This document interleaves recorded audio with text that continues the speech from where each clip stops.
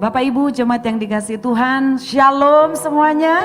Shalom. Saya percaya hari ini kita semua terus mengalami anugerah Tuhan yang luar biasa. Dan kita berjumpa kembali lewat ibadah online ini. Dan saya percaya kuasa Tuhan tidak terbatas, akan terus melawat setiap kita. Kita akan mengalami kuasa Tuhan yang luar biasa, mengalami lawatannya. Oleh sebab itu mari siapkan hati kita untuk kita bersama-sama menerima kembali berkat-berkatnya lewat ibadah pada saat ini. Untuk itu kita tundukkan kepala, kita mau berdoa. Bapa kami di dalam surga, terima kasih Tuhan. Terima kasih Bapa, kami bersyukur buat anugerah-Mu, buat kasih-Mu, buat penyertaan-Mu setiap kami Tuhan. Kami bersyukur karena sampai hari ini, sampai saat ini Bapa, kami mengalami Tuhan anugerah-Mu yang luar biasa.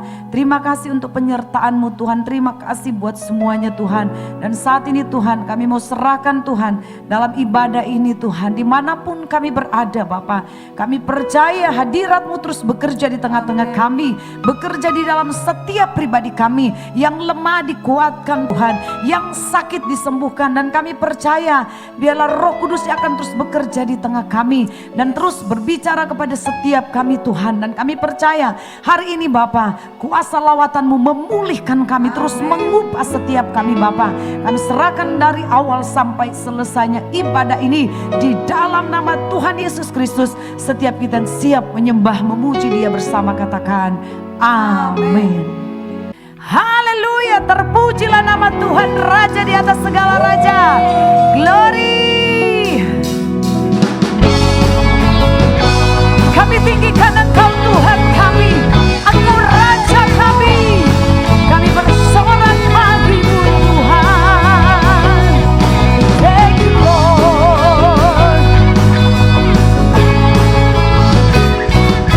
Terima kasih Tuhan.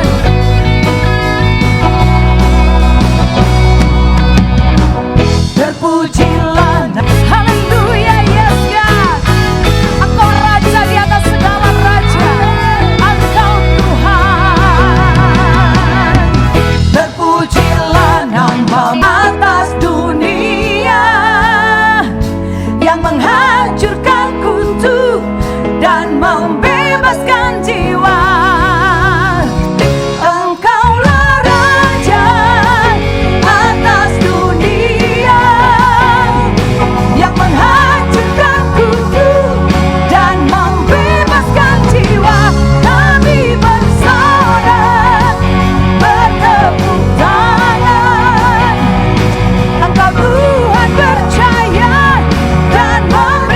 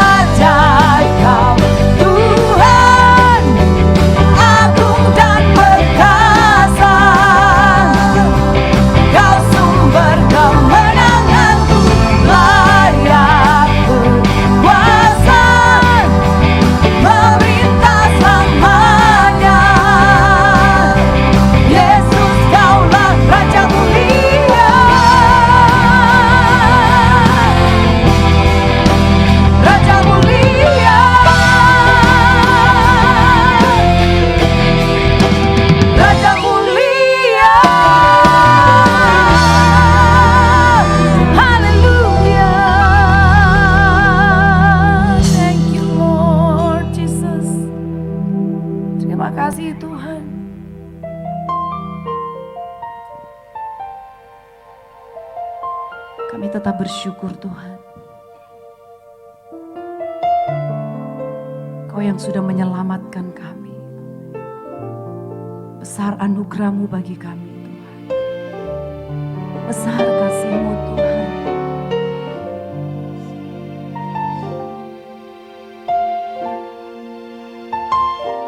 Thank you Jesus, thank you Lord. Thank you Jesus. Kau Tuhan menolong dalam hidupku. Ku percaya hanya kepadamu. Kau pegang tanganku dan tuntun langkahku. Yesus, Kau perlindunganku. Kau Tuhan, kekuatan dalam hidupku, penolongku dalam kesesakan. Kau gunung batuku dan pertahananku. Yesus, Kau kemenanganku. Yesus, padamu ku berseru, Kaulah penyelamatku. Terpujilah Kau Tuhanku. Mulutku memuji nama-Mu sepanjang umur hidupku.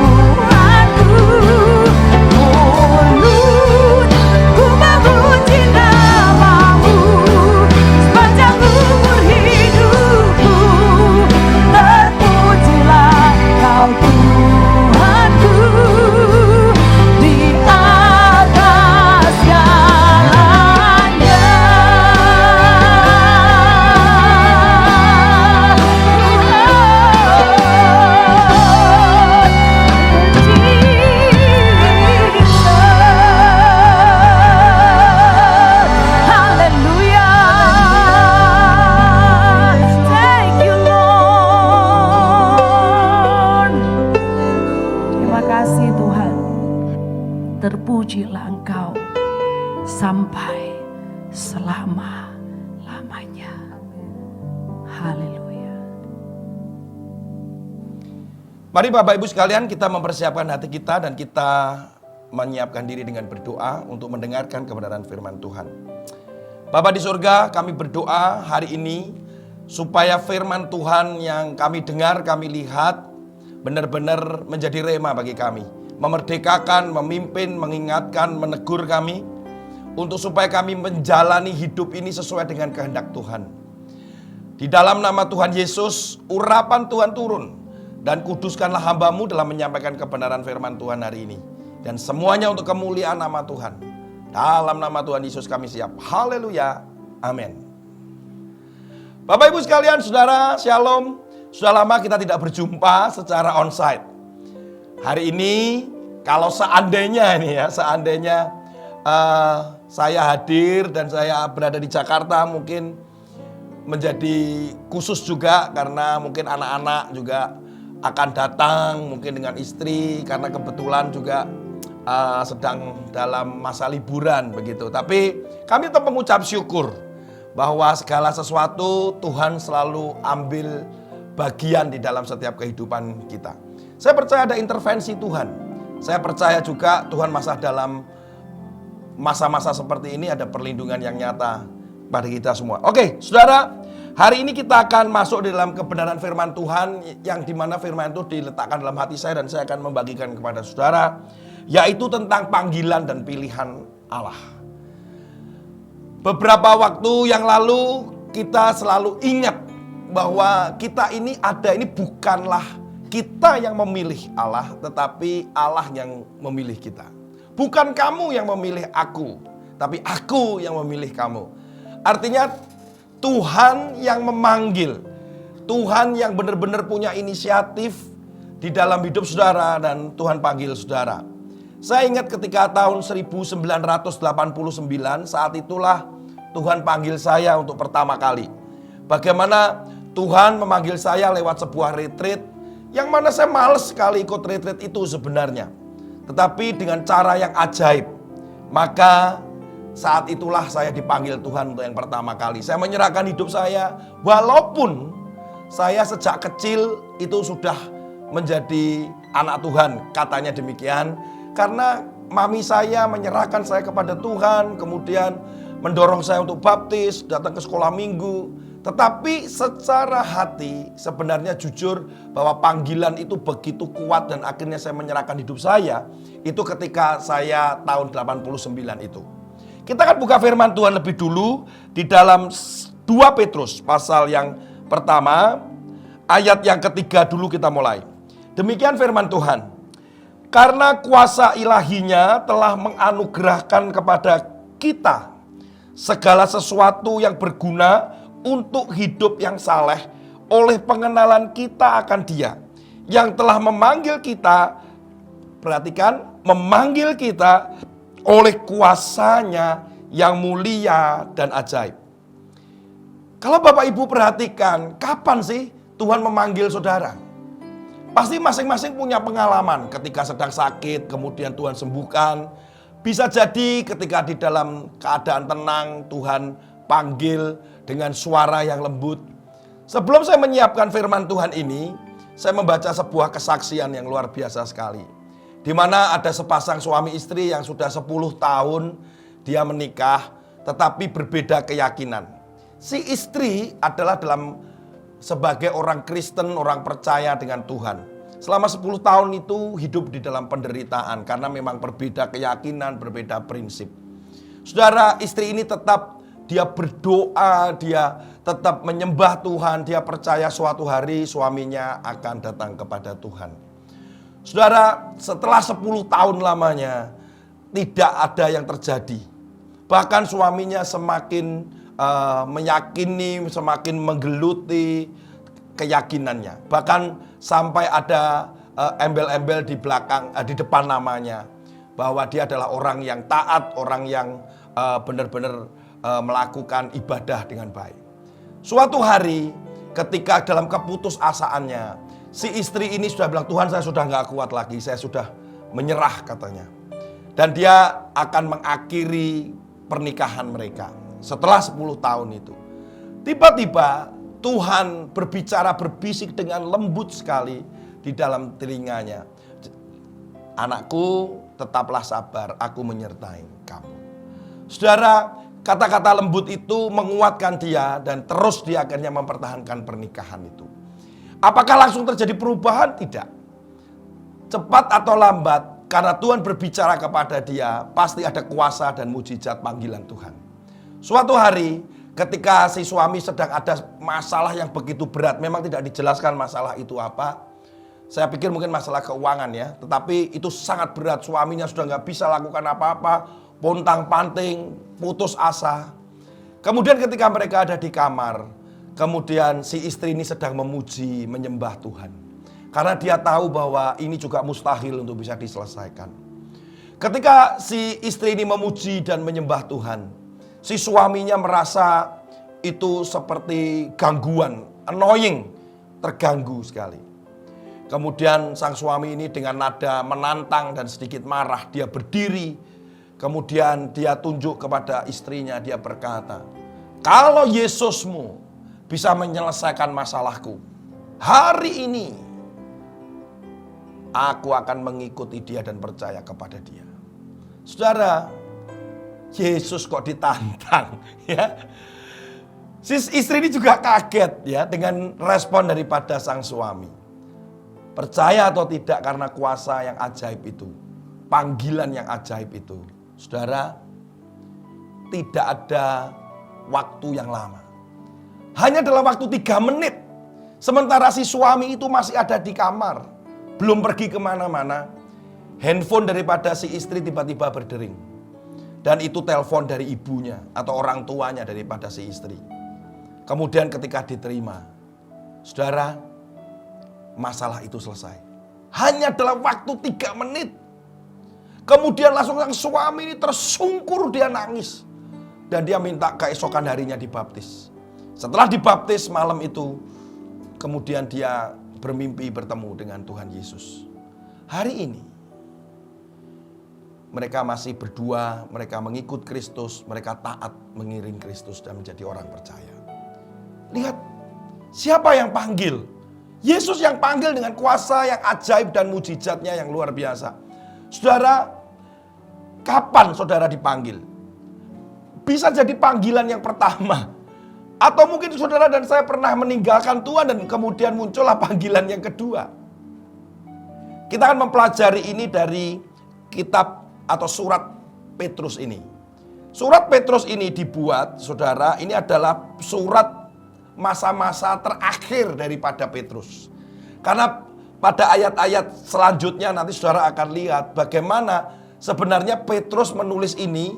Kemudian dia berkata, aku karena kemah atau tubuhku ini sudah, aku akan segera meninggalkan itu. Karena waktunya sangat singkat, karena waktuku sangat singkat katanya.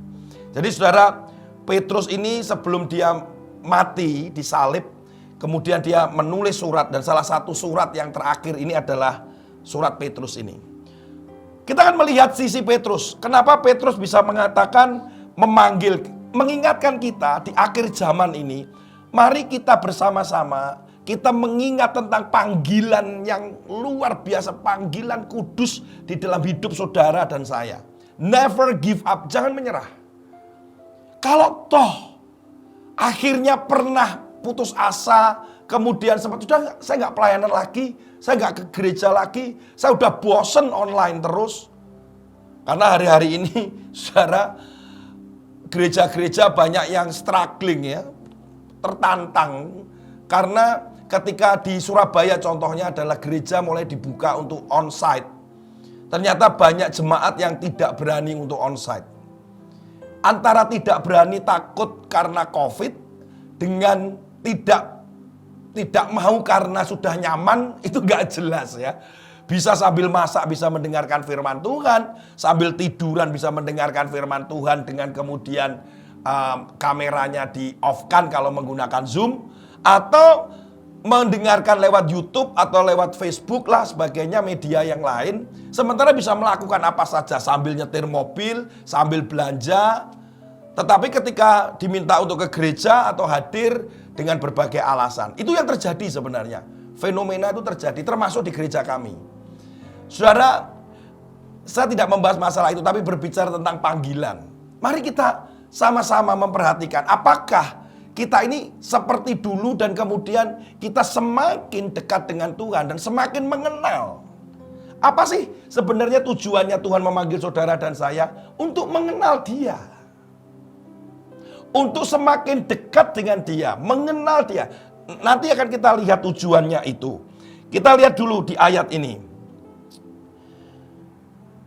2 Petrus pasal 1 ayat yang ke-10. Ayat yang ke-8 saja. 2 Petrus pasal 1 ayat ke-8 kita mulai. Nanti akan berakhir pada ayat yang ke-11.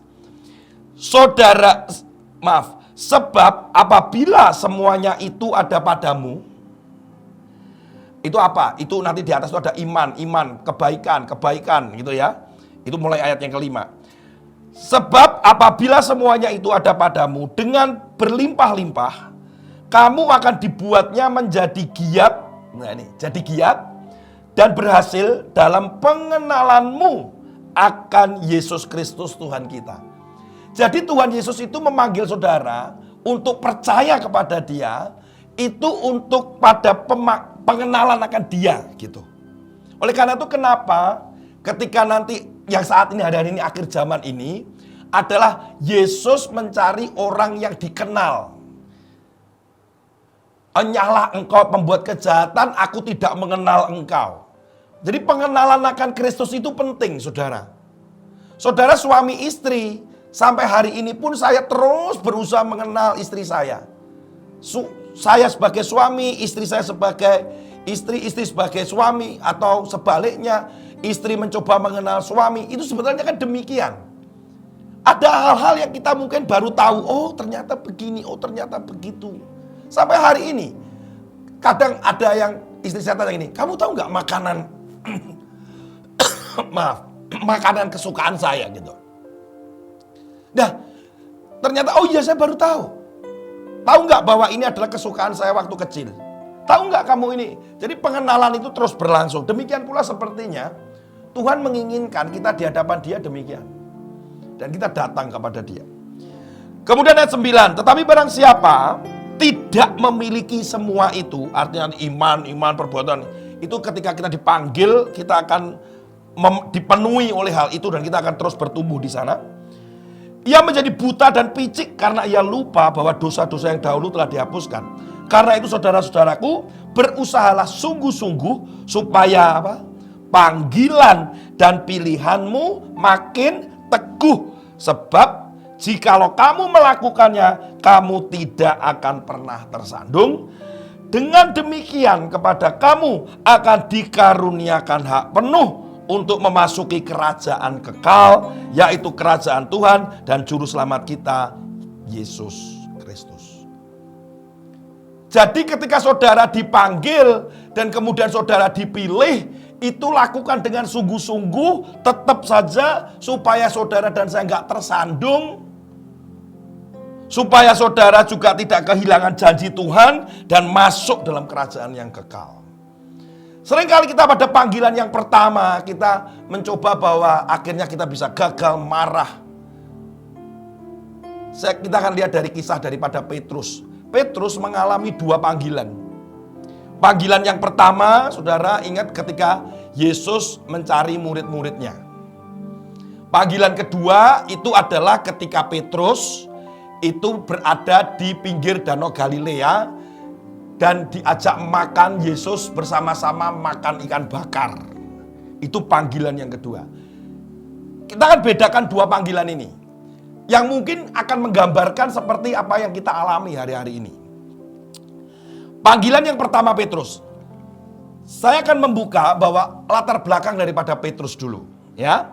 Petrus adalah orang yang berasal dari Betsaida tapi tinggalnya ada di Kapernaum. Bisnisnya apa? Saudara pasti tahu bahwa bisnis atau pekerjaan Petrus itu adalah sebagai nelayan. Yakobus dan Yohanes itu adalah partner bisnis atau rekanan di dalam pekerjaan pernelayanan atau perikanan itu. Nah, kapan Petrus dipanggil? Saudara, Petrus dipanggil, kemudian saat itu terjadi kisah bahwa Yesus memanggil Petrus setelah dia mendapatkan ikan itu. Itu sebenarnya pertemuan Petrus yang kedua. Petrus ketemu dengan Yesus lebih dulu, tapi belum dipanggil. Kok bisa ya Pak Tony? Ya kita lihat sejarahnya, makanya kita banyak membaca firman ya saudara, satu-satu. Ketika Andreas itu dulunya adalah muridnya Yohanes Pembaptis. Ketika Andreas bersama satu orang muridnya Yohanes mengikuti Yesus, saat itu Yesus ada di depan dan diikutin. Ingat kisah itu, kemudian Yesus menoleh, kemudian tanya apa yang kau cari. Kemudian Andreas berkata, di mana engkau tinggal? Ikutlah aku. Yesus berkata begitu. Dan akhirnya Andreas dengan satu murid ini ikut Yesus. Saat itu, setelah tinggal bersama dengan Yesus, entah berapa lama tidak disebutkan, kemudian Andreas ini mencari Petrus. Kemudian dia berkata gini, Petrus, aku bertemu dengan Mesias. Nah, Andreas inilah yang mempertemukan Petrus dengan Yesus. Ketika bertemu, kemudian apakah Petrus mengikuti Yesus? Belum. Yesus cuma berkata, namamu Kefas. Itu kalau di dalam bahasa Aram ya, Kefas. Kemudian dalam bahasa Yunaninya itu Petrus. Artinya apa? Batu karang. Hanya itu. Kemudian pertemuan berikutnya adalah besoknya. Pertemuan besoknya Yesus pergi ke Galilea, di pinggir danau Galilea. Kemudian dia bicara kepada Petrus, terus aku mau pinjem kapalmu, perahumu. Kemudian Yesus naik perahunya Yesus naik perahunya Petrus. Kemudian Yesus berkhotbah di situ. Kemudian Petrus diajak Yesus untuk mencari ikan. Petrus berkata bahwa sudah seharian dia nggak dapat ikan. Kemudian Yesus minta tebarkanlah jalamu sebelah kanan. Dan seterusnya ikannya melimpah. Kemudian jaringnya hampir terkoyak dan sebagainya. Itu yang terjadi. Dan saat itu Petrus tersungkur. Dia berkata menyebut Yesus adalah Tuhan. Kemudian aku ini nggak layak, aku ini orang berdosa. Kemudian perahu itu sampai di tepi danau. Kemudian setelah keluar, Petrus gak sempat menjual itu dan sebagainya. Kemudian Yesus berkata, ikutlah aku akan jadikan engkau penjala manusia. Saat itu juga Petrus meninggalkan jalannya dan meninggalkan ikannya. Dan saat itulah panggilan pertama. Sudah tahu cerita kisah lanjutnya adalah kemudian Yakobus, Yohanes juga ikut bersama-sama dengan Petrus mengikuti Yesus. Saudara, itu adalah panggilan pertama. Panggilan pertama ini adalah kesempatan sebenarnya Petrus belajar. Dan memang benar Petrus belajar. Petrus kemudian melihat sendiri apa yang terjadi. Pengajarannya ada di situ. Dia meresap banyak. Dia belajar banyak. Tetapi ternyata egonya yang banyak bermain. Keinginannya yang banyak bermain. Emosinya yang banyak bermain. Dia kadang memaksakan keinginannya, memaksakan kehendaknya. Tapi Tuhan Yesus tidak membuang Petrus. Kemudian kamu keluar aja sudah dari panggilan, aku gak mau model kayak kamu kayak begitu. Tidak. Yesus sepertinya membiarkan ketika pada panggilan pertama itu mengalami begitu banyak proses. Saudara, selama 3,5 tahun kita akan melihat bagaimana sebenarnya Petrus itu jatuh bangun dan menunjukkan bahwa panggilan yang pertama itu penuh tantangan, di mana egonya yang bermain. Saudara, mungkin kita juga demikian hari-hari ini. Pada panggilan Tuhan, saya Kadang kita memaksakan kehendak kita, kadang kita protes, kadang kita dengan ambisi kita, kadang kita komplain sana, kritik sini. Kita juga jatuh bangun, seperti yang dialami Petrus. Saya akan tunjukkan beberapa apa yang terjadi pada panggilan pertama yang Petrus lakukan dan pengalaman daripada Petrus. Mungkin tidak perlu sampai membuka ayat, tetapi ceritanya itu adalah beberapa adalah tentang ini. Ingat ketika Yesus menghadik Petrus dan dikatakan, iblis yang ada padamu keluar gitu. Karena saat itu Yesus sedang menceritakan tentang misinya, tentang kematiannya, tentang penderitaannya. Kemudian saat itu Petrus menarik Yesus di antara kerumunan. Berani sekali itu Petrus tuh. Menarik Yesus. Kemudian dia berkata, tidak terjadi padamu. Jangan begitu, enggak terjadi itu padamu. Itu adalah pemikiran daripada Petrus. Bukan daripada kehendak Allah dan kemauan Yesus. Jadi Petrus itu seperti dengan sigapnya. Kemudian menarik Yesus bilang, enggak, itu enggak akan terjadi padamu. Kamu kok ngomong begitu? Kemudian Yesus melihat Petrus dan kemudian menghardik bahwa iblis kamu keluar. Itu bukan kehendak Bapa. Jadi Petrus ini lihat, dia masih belum mengerti kehendak Allah. Yang kedua, kasus perebutan siapa yang akan di sebelah Yesus. Ketika ibu Yohanes dan ibu Yakobus, jadi Yakobus dan Yohanes itu satu ibu kan. Satu kali datang kepada Yesus si ibu ini, kemudian Yesus itu berkata bahwa apa yang diinginkan, dan ternyata ibu daripada Yakobus Yohanes ini, Yesus, nanti kalau engkau ada di sorga, aku titip Yakobus dan Yohanes ini supaya duduk di sebelahmu. Kemudian Yesus tidak marah, dia malah menjelaskan tentang cawan penderitaan itu. Kamu gak ngerti apa yang kamu minta, katanya. Saudara, saya gak membahas masalah itu, tetapi ternyata Yakobus, Yohanes ini membuat masalah juga dengan murid-murid yang lain. Saudara tahu apa yang terjadi? Ternyata dalam Matius pasal 20 ayat 24, ke-10 murid yang lain marah. Dengan kata lain, Petrus juga ada di situ yang sedang juga mau berebut nih. Yohanes, Yakobus, memangnya cuman kamu saja yang pengen di sebelah Yesus waktu nanti di sorga? Gua juga pengen. Wah, itu rame. 10 murid yang lain marah. Ini ditambah dengan peristiwa yang lain. Ketika mereka sedang bergunjing satu dengan yang lain. Saat bersama dengan Yesus sedang berjalan. Mereka sedang bergunjing siapa yang paling besar. Saudara, itu siapa? Murid-murid Yesus. Siapa mereka? Itu adalah termasuk di dalamnya adalah Petrus. Siapa yang terbesar, yang pengen duduk di sebelah Yesus, yang menghardik, mengkritik Yesus supaya gak mengatakan tentang penderitaan itu. Bahkan ketika Yesus transfigurasi, ketika ada Elia, ada Musa, ada Yesus. Saat itu Petrus melihat, Petrus berkata, Guru, saya akan buatkan mezbah atau kemah mezbah. Dia tidak mengerti sebenarnya apa yang diinginkan Tuhan. Kemudian bagaimana Petrus juga berkata bahwa dia yang membela Yesus. Dia mau membela Yesus kalau ada yang berkhianat kepada dia. Demikian juga Petrus lah yang kemudian menebas telinga ketika Yesus ditangkap saat itu. Saudara, Petrus ini begitu dengan egonya, dengan segala caranya, dengan segala pikirannya, dengan kehendaknya, keinginannya. Itu pada panggilan yang pertama. Tetapi Tuhan gak pengen bahwa kita berhenti sampai di situ. Sampailah kepada pilihan. Ingat ketika di dalam Matius pasal 22 ayat yang ke-14. Dikatakan demikian. Matius pasal yang ke-22 ayat yang ke-14. Ini Yesus sendiri yang mengatakan bahwa sebab banyak yang dipanggil tetapi sedikit yang dipilih.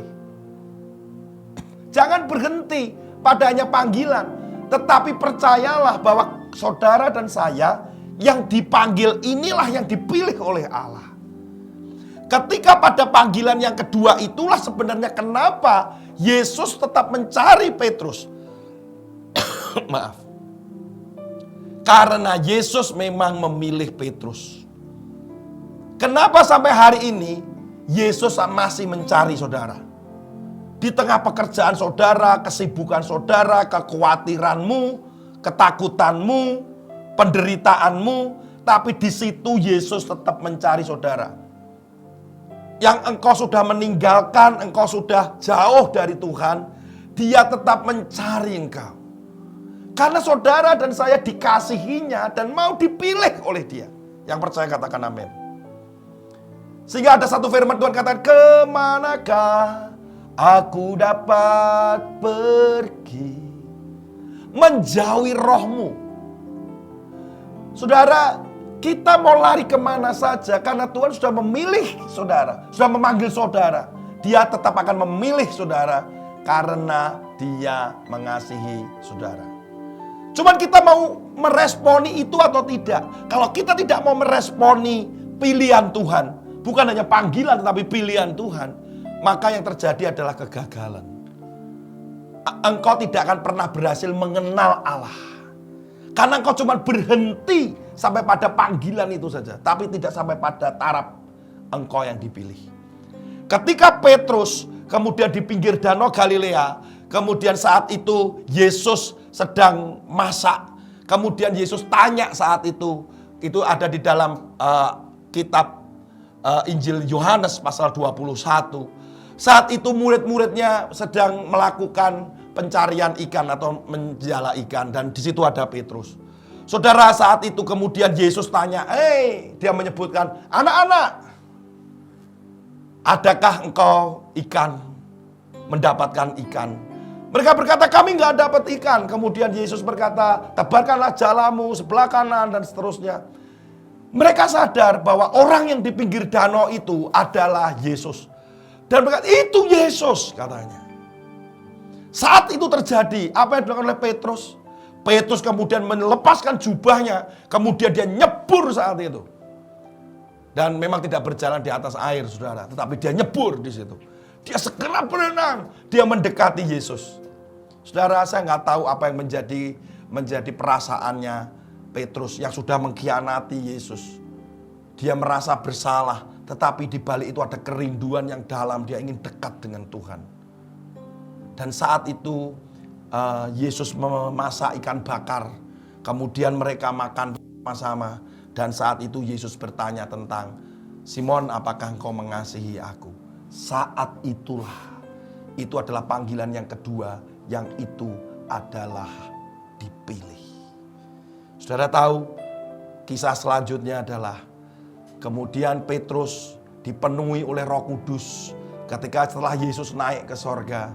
10 hari kemudian Roh Kudus turun ke atas mereka termasuk pada Petrus. Setelah itu pelayanan Petrus benar-benar pelayanan yang mengalami terobosan dan ledakan. Karena dia menyadari siapa yang menguasai hidupnya. Dan saat itu dia melakukan kehendak Tuhan. Dia dipimpin oleh Roh Kudus. Dia melakukan pelayanan. Dan baru hari itu terjadi ledakan, banyak orang bertobat datang kepada Yesus. Banyak orang percaya, saudara. Dan itulah yang Tuhan inginkan dalam hidup saudara dan saya. Jangan berhenti pada panggilan pertama. Tetapi saudara harus sampai pada orang yang dipilih oleh Allah. Orang yang dikasih Allah dan dipilih Allah. Itu sudah tergantung saudara mau meresponi ini atau tidak. Di masa-masa seperti ini, saudara, ada banyak begitu jiwa-jiwa dan tuaian itu sudah, gandum itu sudah menguning. Ada banyak orang-orang yang haus akan Kristus. Saudara jangan berhenti pelayanan. Saudara jangan berhenti untuk saudara setia. Jangan berhenti untuk saudara menabur. Jangan berhenti untuk saudara berdoa. Jangan berhenti saudara untuk syafaat. Jangan. Lakukan itu. Malah di masa-masa seperti ini, kita benar-benar meresponi panggilan Tuhan yang kedua, yang itu adalah pilihan. Tuhan memilih saudara. Di mana saat itu kehendak Tuhanlah yang terjadi dalam hidupmu. keinginan Tuhanlah yang terjadi dalam hidupmu. Disitulah sampai kita sempurna dalam pengenalan akan Kristus. Kalau cuma hanya berhenti pada panggilan pertama, kita tidak akan pernah mengenal Yesus. Tapi kalau engkau sudah masuk di dalam tahap pilihan, engkau yang dipilih, saudara dan saya akan masuk di dalam pengenalan akan Kristus lebih dalam lagi. Supaya kita dikenal dan kita mengenal Kristus. Saudara, kasih dalam Tuhan, semoga firman Tuhan ini menjadi berkat buat saudara. Dan percayalah, masa-masa seperti adalah masa-masa yang baik untuk kita mengenal Kristus lebih dalam hubungan yang intim dan dekat kepada Dia. Tuhan Yesus memberkati saudara, dan saya percaya cepat atau lambat semuanya akan indah pada waktunya. Mari kita berdoa. Tuhan Yesus, terima kasih buat hari ini. Terima kasih buat firman Tuhan hari ini. Kami bersyukur, kami masih mendengar, kami masih bisa beribadah, kami melihat ibadah, dan kami berproses bersama-sama di dalam pengenalan akan Kristus yang hari-hari ini menjadi sebuah challenge, sebuah tantangan. Kami gak mau berhenti sampai pada panggilan yang pertama, tapi kami mau masuk lebih dalam. Menjadi orang-orang yang dipilih oleh Allah. Kalau kami pernah jauh, kami pernah berhenti, kami pernah menunda, kami pernah stuck, atau setidaknya kami tidak melakukan apa-apa. Hari ini firman-Mu mengingatkan kami untuk kami tidak bisa tinggal diam. Karena Engkau memanggil kembali hari ini. Seperti Petrus yang Kau panggil bersama dengan murid-murid yang lain. Hari ini Engkau sedang memanggil kami untuk yang kesekian kali. Untuk kami bisa mengenal Engkau lebih lagi. Panggilan-Mu yang penuh kuasa dan ajaib. Hari ini firman disampaikan, itu menjadi sentuhan di hati kami untuk kami meresponi panggilan-Mu itu. Engkau melakukan itu Tuhan Yesus karena Engkau mengasihi kami dan Engkau mau supaya kami mengenal Engkau lebih dalam. Terima kasih buat firman-Mu. Diberkatilah jemaat, diberkatilah semua hamba-hamba Tuhan yang melayani, diberkatilah gereja-gereja, diberkatilah orang-orang percaya, diberkatilah Indonesia. Terima kasih Tuhan Yesus. Kami mengucap syukur dalam nama Tuhan Yesus. Haleluya. Amin. Tuhan Yesus memberkati saudara. Sampai berjumpa pada kesempatan yang lain. Tetap semangat dan tetaplah setia dan taat kepada Tuhan Yesus. Amin. Puji nama Tuhan, kita akan mengakhiri ibadah kita pada hari ini. Untuk itu, kita percaya setiap kita mengalami berkat-berkat yang luar biasa, kita nyatakan kepada Tuhan. Kiranya Engkau memberkati aku berlimpah-limpah dan memperluas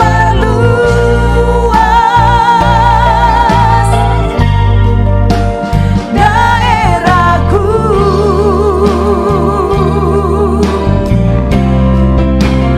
dan kiranya tangan-Mu menyertai aku dan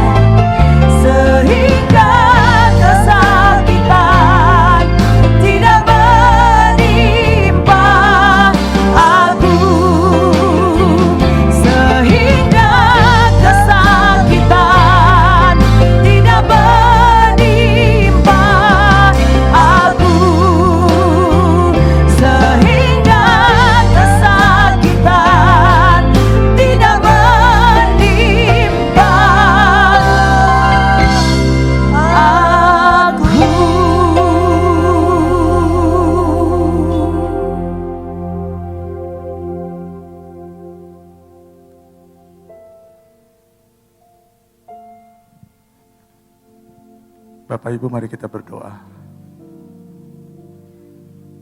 Kami mengucap syukur kepada Engkau Tuhan, buat hamba-Mu, Bapak Tony Nardi, yang telah memberikan kebenaran firman Tuhan pada siang hari ini. Firman-Mu yang memberikan kekuatan, Firman-Mu memberikan tuntunan dan bimbingan kepada kami. Firman-Mu yang memberikan kepada kami juga penghiburan. Tuhan berkati hamba-Mu Tuhan, Tuhan berkati keluarganya, Tuhan berkati pelayanannya Tuhan. Menjadi berkat bagi banyak orang. Sebentar kami akan mengakhiri ibadah ini. Kami mohon berkat-Mu Tuhan buat umat-Mu pada saat ini. Saudara terkasih dalam Tuhan, ibadah kita sudah selesai. Angkatlah kedua tangan-Mu dan terimalah berkat Tuhan. Tuhan memberkati engkau dan melindungi engkau. Tuhan menyinari engkau dengan wajah-Nya dan memberi engkau kasih karunia. Kasih karunia dalam hidupmu, kasih karunia dalam kesehatanmu, kasih karunia dalam keluargamu, kasih karunia dalam setiap pekerjaan dan usahamu. Tuhan membuat berhasil apa yang kau kerjakan. Dan Tuhan menghadapkan wajah-Nya kepadamu, memberi engkau damai sejahtera. Damai sejahtera Allah yang melampaui segala akal turun atas engkau. Terimalah berkat yang berkelimpahan dari Bapa Surgawi, kasih yang sempurna dari Tuhan kita Yesus Kristus, serta penghiburan dan kekuatan dari Roh Kudus menyertai saudara dari sekarang sampai selama-lamanya. Barang siapa yang terima berkat ini, katakan bersama saya, amin.